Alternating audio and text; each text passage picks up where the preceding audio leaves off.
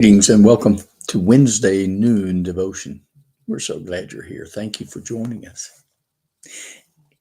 On this Wednesday noon, we're going to look at Psalm 20, verses 1 through 2, and verse 4.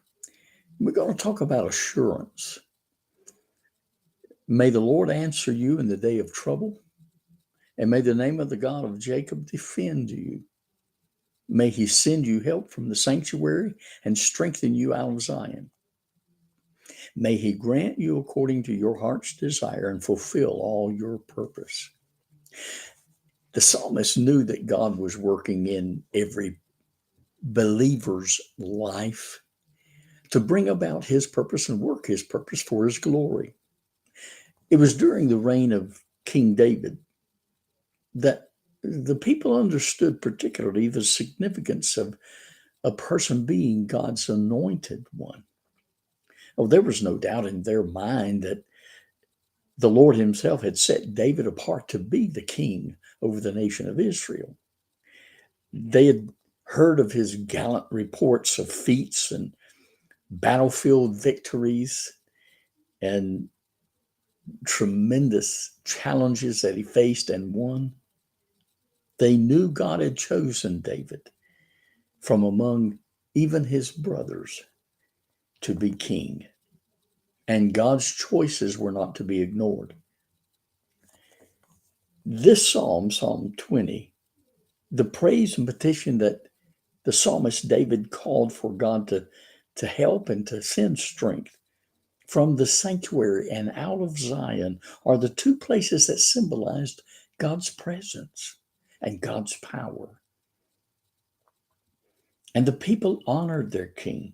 They prayed for their king, for God to bless him and God to use him and protect him.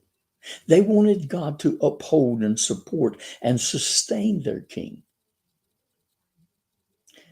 They wanted God's blessings poured out on David, their king, and on them, because they knew if God anointed King David and succeeded, and he succeeded, that they would succeed too. So, in other words, praying for the king brought God's blessings not only on him, but it would mean blessing for them as well. So, we should pray for our leaders today. We should pray for our church leaders today. We should pray for our pastors. Let me share with you, let me assure you that when you pray for your pastor, you're not doing wrong. You're doing the best you can. It doesn't matter whether you agree with him or not. It doesn't matter whether you like him or not. You pray for him. And you pray that God would provide and lead and direct him.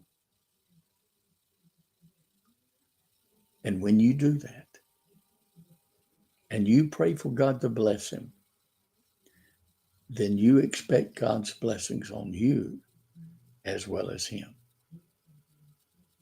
Because that's what, and that's the way God works. God bless you today. Have a great rest of your day.